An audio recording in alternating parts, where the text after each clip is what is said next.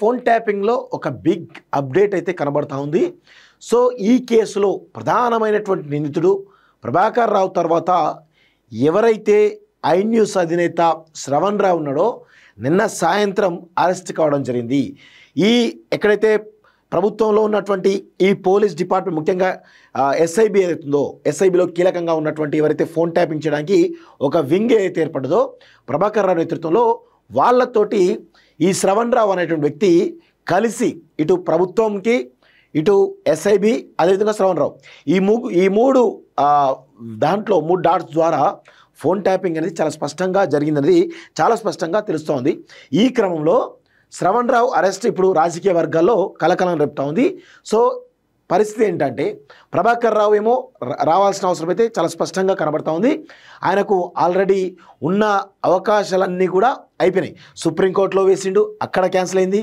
అదేవిధంగా ఇటు హైకోర్టులో వేసిండు, అక్కడ క్యాన్సిల్ అయింది.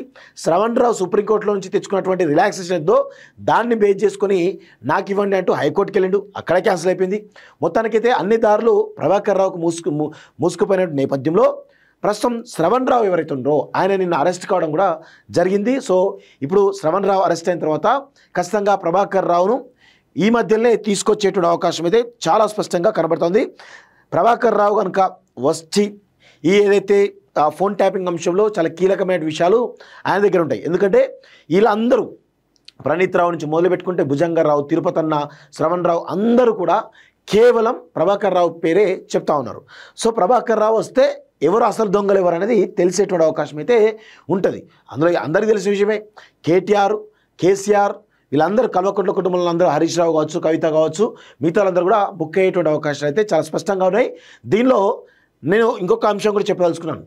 ఈ ఫోన్ ట్యాపింగ్ ఎవరైతే విచారణ చేస్తున్నారో ఎందుకు ఈ కన్ఫర్డ్ ఐపీఎస్ అయినటువంటి గోనె సందీప్ రావును ఎందుకు వదులుతా ఉన్నారు? ఆయన కూడా చాలా కీలకమైనటువంటి వ్యక్తి. సంతోష్ రావుకు స్వయాన దగ్గర చుట్టం. సో సంతోష్ రావు కూడా చాలా పెద్ద ఎత్తున ఈ ఫోన్ ట్యాపింగ్లో చాలా కీలకమైనటువంటి వ్యక్తి. సో ఇందులో గోనె సందీప్ రావు ఏమో ఇటు ఎస్ఐబి ద్వారానేమో మొత్తం ఫోన్ ట్యాపింగ్ చేస్తూ ఉంటారు. ఎస్ఐబి ద్వారా ఫోన్ ట్యాపింగ్ చేస్తూ ఉంటే వీళ్ళు ఇచ్చినటువంటి సమాచారంతో ఎస్ఓటి డీసీపీగా ఉన్నటువంటి గోనె సందీప్ రావు చాలా స్పష్టంగా ఈ ఆపరేషన్ అనేది కూడా ఎస్ఓటీలో ఉంటే పోలీసులతో సివిల్ డ్రెస్సెస్లో వెళ్ళి అందరిని కూడా కిడ్నాప్ చేసి తీసుకొచ్చేసి టార్చర్ పెడుతున్నారు. ఎందుకంటే నేనే స్వయంగా బాధితుంది కదా. సో ఈ అన్ని కోణంలో ఎందుకు గోనె సందీప్ రావు అనేటువంటి ఐపీఎస్ను ఎందుకు వదులుతా ఉన్నారు? ఆయన చాలా స్పష్టంగా ఈ కేసులో కూడా ఆయన పేరు ఎక్కడ రాకుండా చాలా జాగ్రత్త పడుతున్నారు. మరి ఆయనకు ఈ డిపార్ట్మెంట్లో కావచ్చు లేకపోతే మరి ఎవరు ఆయనకు మద్దతుగా నిలుస్తున్నారో అర్థం కాని పరిస్థితి కనబడతా ఉంది. సో గోనె సందీప్ రావు పాత్ర కూడా ఫోన్ ట్యాపింగ్లో చాలా ప్రముఖంగా ఉంది.